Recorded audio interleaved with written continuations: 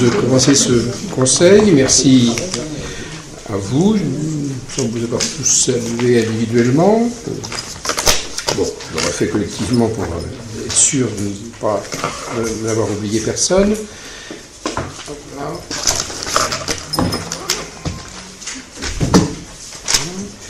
Alors, sont absents et excusés en ayant donné pouvoir Sylvie Legendre, qui a donné pouvoir à Maryse Legrand, Jean-Yves Labourin a donné pouvoir à Patrick Lefrançois, je pense, de mémoire, c'est bien ça. Antoine Lecomte a donné pouvoir à Estelle Cochard, Denise Dubois-Ludovico a donné pouvoir à Michel Boudjou, Romain Charon à Jacques Guillemet, Nora Benchida à Aziz Bouslimani, Mohamed Zaoui à Marc Lesage, Alain Delarue à Chantil, Nicole Janvier à Madame Couturier, Madame Milonguste à Madame Le Sieur. Oui. Voilà. Bon, à cet instant, j'ai a priori les excuses et les pouvoirs de tous ceux qui ont souhaité le faire parvenir. Il n'y a pas d'autres informations.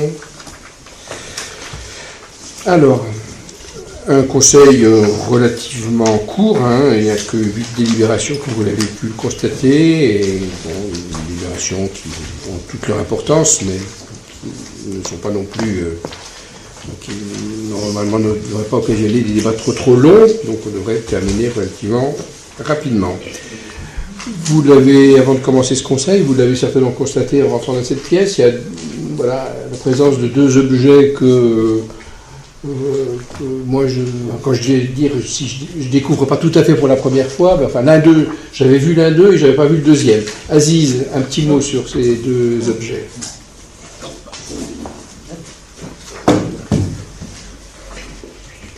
Oui, alors il s'agit d'outils de communication. On a là un oriflamme qui servira à l'extérieur pour toutes les manifestations. Je pense notamment à la fête de Saint-Hilaire, comme ça on pourra aisément repérer notre stand. Et celui-ci, c'est un takimono qui servira lors des occasions organisées plutôt en intérieur. Voilà, 2 outils de communication. Ces 2 outils s'ajoutent à la désormais traditionnelle pochette avec la production du service communication. Donc tu peux dire un mot, puisque tu as puisque tu as la parole, profites-en. Alors, je précise que ce sont exclusivement des documents confectionnés par le service communication en interne.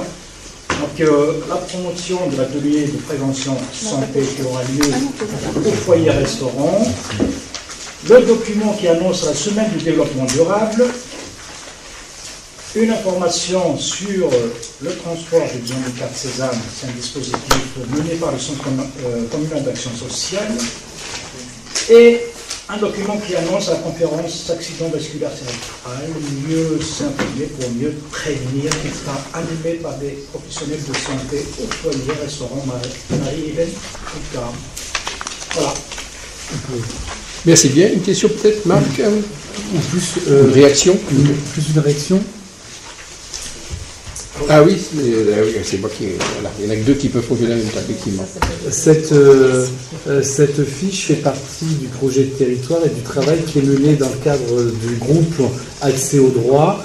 Un certain nombre de fiches qui avaient été présentées, entre autres, dans les Nouvelles Mainvilloises, il y a au moins 2 numéros, et qui vient de l'ensemble du travail qui est fait dans le cadre du projet de territoire.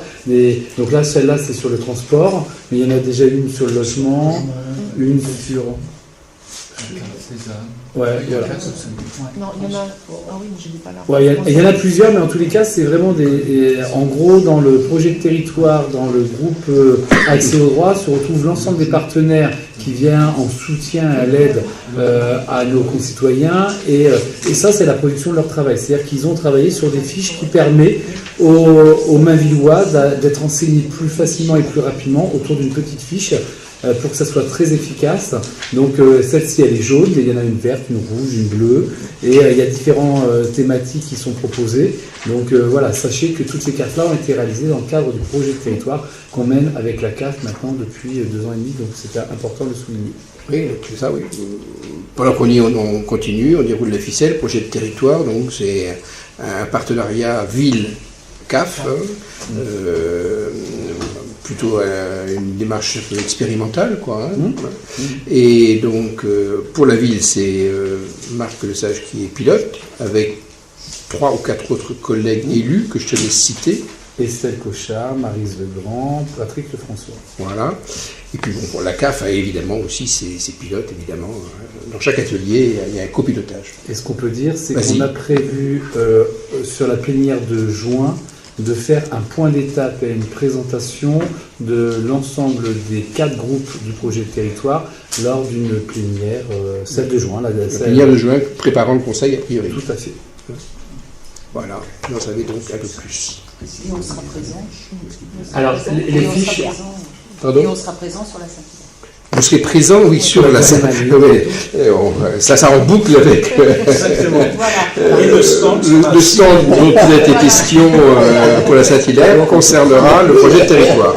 Mais pas que le projet de territoire, il concernera aussi le projet en rue. En fait, il y aura 2 stands, quelque part, mais au même endroit. Et à la demande de M. Un stand double, mettons, voilà. À la demande de M. Mercier, c'est vrai qu'il me paraît important de préciser que ces fiches-là, on les a au niveau du CCS et les partenaires institutionnels, conseil départemental, assistance sociale, services éducateurs, etc. Ils ont ces fiches-là aussi entre les mains pour pouvoir les fournir aux Mavillois qui en ont besoin. Voilà. S'il y avait des réactions, des demandes de précision, c'est le moment. Éventuellement. Non, c'est bon. Eh bien, nous allons pouvoir commencer réellement le conseil municipal maintenant, après ce moment d'information.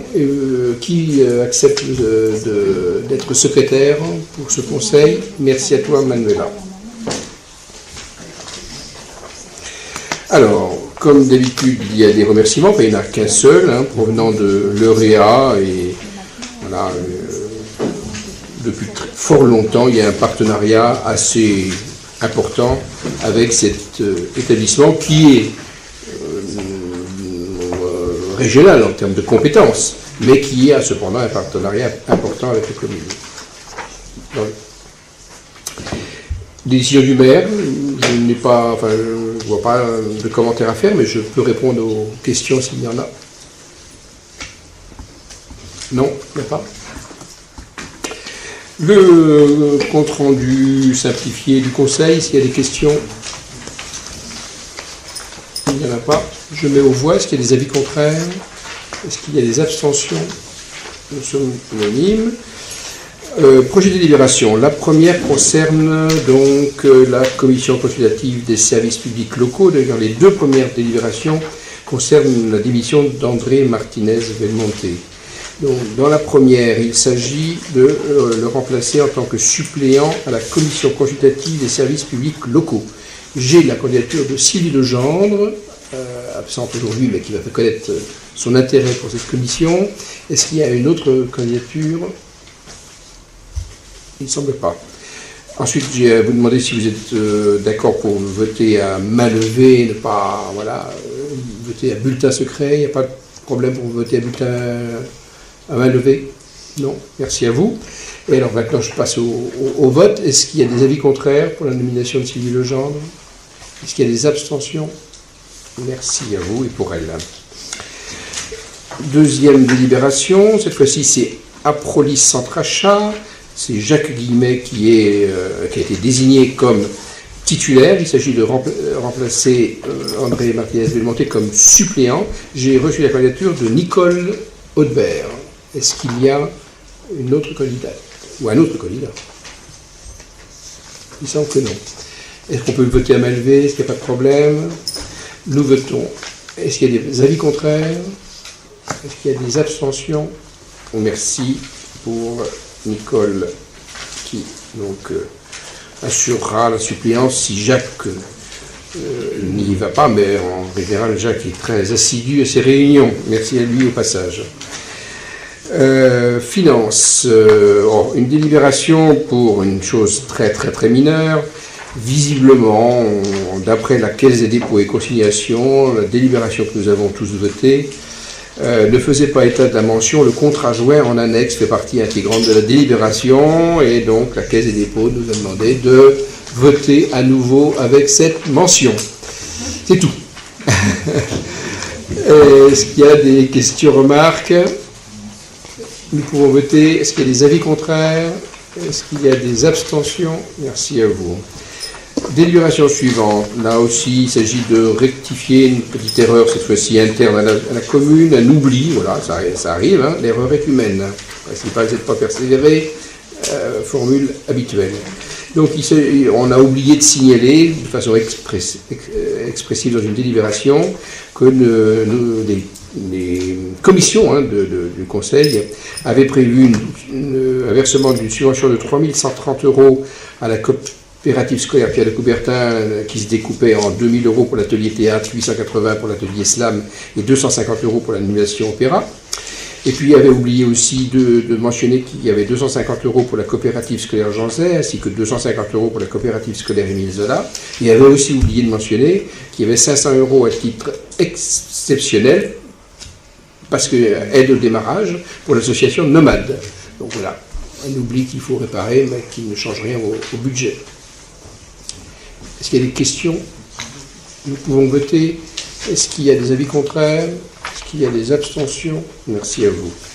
Ensuite, nous passons à une délibération sur l'aménagement foncier. En l'absence de Sylvie Legendre, c'est Michel Bontou, première adjointe, qui rapporte la délibération. Alors, il s'agit donc de l'aménagement foncier de Bailleul-l'Évêque avec la modification des voiries communales. Donc, on vous explique que, en fait, la commission communale d'aménagement foncier de Bailleul a fait une proposition à la commune de Mainvilliers pour modifier des chemins ruraux et des voiries communales. Donc, il s'agit de déclasser et de remettre en état de culture le chemin 22 digues la butte Michaud sur 330 mètres linéaires, ainsi que la création d'une liaison entre le chemin rural 23 dit tordu et le chemin rural 24 des bois Hureaux sur 240 mètres linéaires. Donc il vous est donc proposé d'accepter les modifications qui nous ont été soumises par la CCAF de Bailleul-l'Évêque. Malgré la très bonne présentation de Michel, évidemment la projection aide à visualiser, ça a été vu en commission plénière. Donc il y a un chemin qui est supprimé et l'autre qui est créé. C'est un peu derrière la station d'épuration de mémoire. Si vous voulez, on visualise là, c'est autant pour le public ici présent peut-être. Voilà. Vous voyez, c'est derrière Sréville quelque part. Pour ceux qui connaissent, Sréville, c'est le grand cercle, et puis le petit cercle est le lieu où il y a un changement de positionnement de chemin. Est-ce qu'il y a des questions? Nous votons. Est-ce qu'il y a des avis contraires? Est-ce qu'il y a des abstentions? Nous sommes unanimes. J'ai oublié de préciser que c'était Jacques Guillemet qui avait représenté la ville dans cette commission. Création de postes pour les temps périscolaires, c'est pour Marc Lesage. Alors, pour cette délibération numéro 6, quand on parle de création de postes de temps périscolaire, c'est une délibération qu'on revisite, on va dire, tous les ans, selon les besoins. Je rappelle que les temps périscolaires, c'est les ateliers du soir, c'est les temps du matin, c'est les temps de restauration, et c'est l'étape, je m'arrêterai juste là sur l'étape pour dire qu'à Mainvilliers, à la rentrée prochaine, nous continuerons à faire ces temps d'activité périscolaire. On est, voilà, sans être dans les secrets des dieux, mais on est sûrement une des dernières communes du département à continuer ce dispositif. Donc j'en profite pour dire qu'à Mainvilliers, on a décidé de continuer. On a décidé de continuer pour deux raisons. C'est l'occasion, à la lecture de cette délibération. Une, parce que la demande au niveau du gouvernement, c'était de poser la question si une des trois parties, entre les enseignants, les parents et la ville, une des trois parties voulait remettre en cause la mise en place d'étapes. Au vu des concertations qu'on a eues en début d'année, il n'y a pas eu nécessité de relancer une concertation et donc de remettre en cause l'organisation des 3 dernières années. C'est pour ça qu'on a continué à mettre les tables en place sur Mainvilliers, sachant que nous sommes conventionnés avec l'État encore pendant 2 ans. Donc il n'y a pas de raison de le remettre en cause si ça fonctionne. L'État s'est engagé à financer pendant 2 ans. Pendant 3 ans, et là on a fait une année de dernier engagement. Voilà, donc ça c'est pour faire l'introduction et vous dire pourquoi à Mainvilliers on continue l'État, parce qu'on est dans le dispositif comme il a été vu par le nouveau gouvernement. Donc après, considérant qu'il faut des effectifs d'emploi à temps complet ou temps non complet nécessaires au fonctionnement des services périscolaires, et considérant que plusieurs critères viennent amener des modifications par rapport aux postes créés précédemment. Par exemple, on perd la création d'un poste CAE qui était créé, qui disparaît. On a une non-reconduction du marché de prestation de services avec les PEP 28.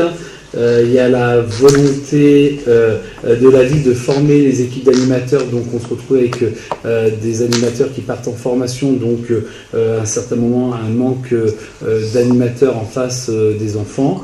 Au vu de l'ensemble de ces éléments, on vous propose donc de créer différents postes comme chaque année, donc 10 postes d'adjoint d'animation principale deuxième classe à 5 heures, 6 postes d'adjoint d'animation principale deuxième classe à 11h30, 3 postes d'adjoint d'animation principale de deuxième classe à 17h hebdomadaire, un poste d'adjoint d'animation principale de deuxième classe de 24h30 et des postes un petit peu plus spécifiques sur des thèmes d'activité plus spécifiques comme la médiation, l'activité artistique ou l'accompagnement des devoirs avec 3 postes d'animateurs catégorie B à 11h30 hebdomadaire. Donc c'est la poursuite de ce qu'on fait, mais avec le réaménagement des postes selon les besoins réels de la collectivité. Merci Marc. Nous avons vu cela de façon assez importante, longuement, je veux dire, en commission plénière, mais il y a quand même des questions. Est-ce qu'il y en a? Il semble que non. Tout le monde est l'information, estime être informé. Je mets aux voix, est-ce qu'il y a des avis contraires? Est-ce qu'il y a des abstentions? Non, 9 abstentions. C'est ça. Je n'ai pas compté, mais il me semble bien que tout le monde est représenté, quoi, ou avec pouvoir. 9 abstentions. Nous continuons. Pardon? On pourrait peut-être avoir une explication. Oui, j'étais à la demander, mais comme elle ne venait pas, je me suis dit que c'est qu'il n'y avait pas d'explication. Non, il ne semble pas. Merci, monsieur. Si. Je vais juste prendre la parole pour mon groupe. Oui, effectivement, nous nous abstenons parce que nous considérons que ça serait peut-être temps justement d'arrêter l'étape. Ah bah effectivement, oui. Heureusement qu'on vous l'a demandé. Évidemment, on n'est pas là. Non, mais excusez-moi, j'attendais un petit peu, mais j'allais... Non, parce qu'en général, l'explication de vote se fait plutôt avant le vote qu'après le vote, parce que ça peut relancer le débat. Hein. Mais bon, ben voilà, vous l'avez dit, évidemment, c'est pas notre avis. Maintenant, comme le vote a eu lieu, je ne relance pas le débat, mais on aura peut-être l'occasion de le faire une autre fois. Délibération suivante. C'est pour, en l'absence de Jean-Yves Tabourin, c'est Michel Bontou et on est dans le chapitre ressources humaines. Voilà, donc c'est la délibération 07. Donc il y a pour objet de fixer le nombre de représentants du personnel au CHSCT commun et puis avec la décision du recueil de l'avis des représentants des collectivités et établissements.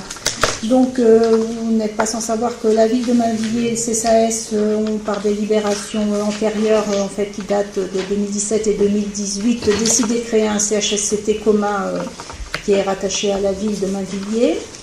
Donc on va arriver on va revoter, on se positionne sur la composition du futur CHSCT. Donc il appartient au conseil municipal d'arrêter la composition. Et bien sûr, cela résultera des élections professionnelles qui se dérouleront en décembre 2018. après bien sûr consultation des organisations syndicales. Donc il faut savoir que la composition est en fonction du nombre d'effectifs. Donc pour l'ensemble des deux collectivités, nous avons 219 agents. Donc les deux organisations syndicales présentes ont rendu un avis favorable à la proposition suivante, qui est le maintien du paritarisme numérique et 4 titulaires par collège.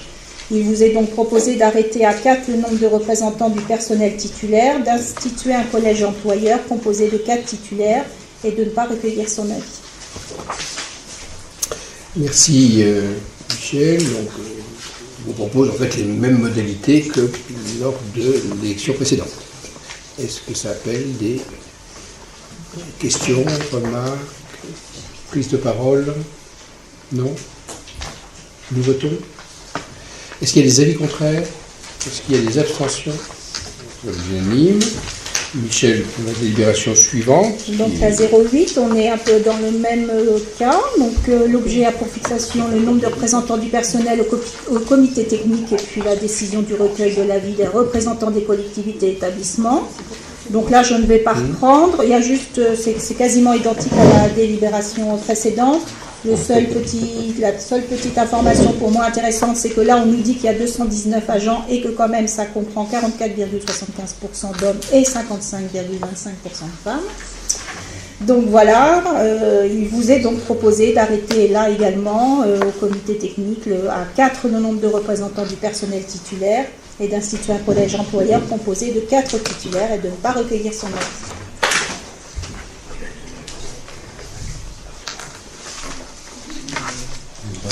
Vous avez des questions par rapport à ça? Ça a été vu aussi lors de la commission plénière, donc je ne pense pas que...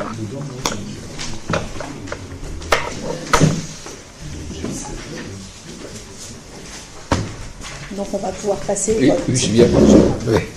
Une urgence à voir avec Romain. Pas de questions, merci Michel. Est-ce qu'il y a des questions? Non, c'est bon, nous pouvons voter. Est-ce qu'il y a des avis contraires? Est-ce qu'il y a des abstentions? Nous sommes unanimes. Donc, c'était la dernière délibération. Comme je vous l'avais annoncé, ça devait être assez rapide, ça l'a été. Mais, même si ce n'est pas indiqué dans l'ordre du jour, je vous suggère qu'on dise un petit mot quand même du jumelage, puisque voilà, c'est demain, il y a le 44e anniversaire de notre jumelage. Et j'ai demandé à Maryse Legrand, de la citoyenneté, qui est donc dans la citoyenneté, il y a en particulier le jumelage, de rappeler ce que vous savez peut-être tous, mais enfin ça ne fait rien, ça permet en même temps que d'en faire profiter et de donner l'information aux personnes ici présentes dans le public et aussi à notre correspondante de l'Écho, mais qui en général relate sans problème toutes les informations. Elle dit même qu'il y en a de trop en provenance de Navilliers. Ou du moins qu'à l'Écho, on lui dit qu'il y en a de trop, et qu'il n'y a pas la place pour tous les articles. Mais en tout cas, merci à elle, j'ai l'occasion de la remercier pour le travail qu'elle fait. Maryse. Donc effectivement, demain soir, la ville de Navilliers va accueillir 31 familles allemandes qui seront hébergées dans des familles françaises qui appartiennent au jumelage. Donc sur la partie ouverte à tous, je voudrais rappeler la cérémonie officielle, ou la célébration officielle, je ne sais pas quel est le terme le plus adapté, qui a lieu donc dimanche au collège à partir de 10h45. Et un autre, c'est le temps fort de ce jumelage, de cet échange entre Romerberg et Navilliers. Et un temps également ouvert à tous, et il devrait être, je vous pense, un vrai moment de régal, enfin en tout cas sur le plan musical, puisque à 14h, l'association Ereliade... 14h 14h, à 16h... 30 même, 16h? Non, 16h. 16h. 16h, j'ai mon papier sous le nez, mais je me suis trompée, je suis fâchée avec les oreilles. À 16h, l'association Ereliade propose un concert qui s'appelle Trio Romantique. En fait, c'est un voyage poétique en Europe autour des époques classiques et romantiques. Et nous aurons pour ce concert la présence de 3 musiciens. Donc, une violoncelliste qui est d'origine japonaise, qui est Mari Akatawa, et 2 musiciens italiens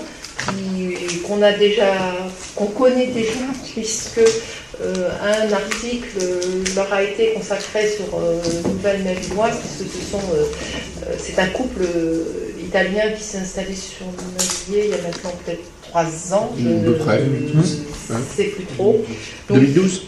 Donc Floriana Pezzolo et Nicolas Jocelyn qui seront donc qui donneront ce concert. Donc c'est, je pense, un temps important. L'église, tout va bien. Elle a été préparée. C'est Saint-Michel. Voilà. Ce fut un moment d'inquiétude puisque bon, ce genre de concert, c'est effectivement l'église qui convient au niveau de l'acoustique. Ça ne rend pas du tout, ça ne rendrait pas grand-chose dans une salle. Donc voilà, je ne peux que vous inviter à y venir nombreux, profiter de ce concert. Et j'ajoute que si vous avez envie de venir à l'accueil demain à 17h, normalement ils arrivent à 17h, après ça, il y a parfois 5 minutes de retard ou un quart d'heure ou une demi-heure, enfin normalement c'est à partir de 17h. Vous pouvez venir et il y a un pot à la salle des fêtes. Bien sûr que vous pouvez venir, même s'il n'y a pas d'invitation officielle. Voilà. Bon, il me semble que... Pas de questions sur le jumelage éventuel? Non? C'est bon? Oui. Oui. Je réponds à la question. L'entrée est libre au niveau du concert. L'entrée est libre et gratuite. J'ai oublié de dire. Ce problème, c'est qu'il s'il y a trop de monde, certains pourraient rester debout. Voilà, c'est tout. Eh bien, merci à tous et très bonne fin de soirée.